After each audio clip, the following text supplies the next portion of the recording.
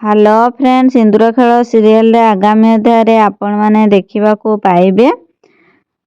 दिव्यार जन्मदिन रे समस्ते रेडी हो जाइछंती। दिव्या, आद्या एवं अन्या समस्ते रेडी हो जाइछंती। सेतिकी समय रे दिव्या आद्या को पचारुची, भाउज आज कौन आनी अन्या कौन रेडी हैनी। तो सेतिकी बेले माँ कहउचंती आजिकाली तो बड़ पिला मानक अपेक्षा छोट पिला मान डेरी हेबारे लेट करुचंती। मु आउ कौन कहबी। सेतिकी समय रे आन्या आसी जाउची ओ कहउची हाँ काहेकि लेट हबनी, काहेकि ना जहार माँ माने पिला मानकू रेडी न करई निजे रेडी होउचंती सेतिकी समय रे तो आमर लेट हेबो ना। यह कहूची।